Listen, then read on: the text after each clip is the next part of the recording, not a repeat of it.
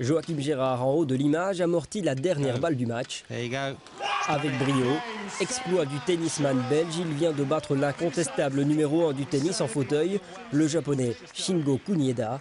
Et tout cela en finale du Masters, s'il vous plaît, épique, historique. Le Brabançon de 27 ans tente de contenir ses larmes, mais les émotions se bousculent dans sa tête. Quelle joie! C'était une semaine fantastique. J'ai très bien joué. J'ai battu 2 fois Shingo qui était invaincu depuis 3 ans. Et j'ai pu gérer et revenir alors que j'étais mené dans le 3e set. Je suis très heureux pour mon coach et tous les gens qui m'ont soutenu et qui m'ont aidé. Merci à eux d'être là et j'espère que je vais continuer comme cela les prochaines années.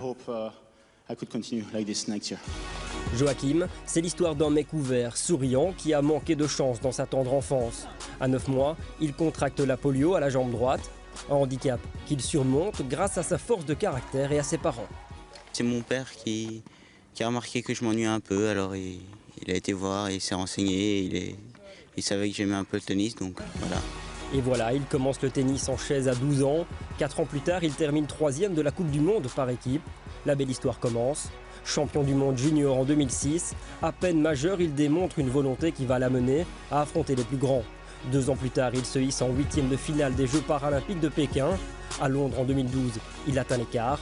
Sa progression est constante, mais il lui manque ce petit quelque chose pour toucher les cimes. Non, tu rentres pas dedans! De merde!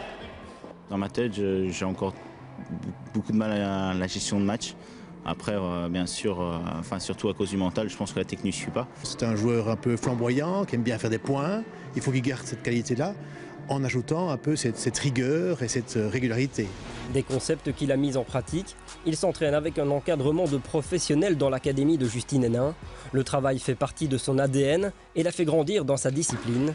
Finaliste du Masters en 2013 face à Kunieda, victorieux du double en 2014, il a donc pris une superbe revanche cette année. Il a battu 2 fois le japonais, mettant fin à 77 victoires consécutives. Mais le 4e mondial s'est surtout fait un nom et une place parmi les grands. Reste à confirmer, et pourquoi pas lors des Jeux de Rio en 2016.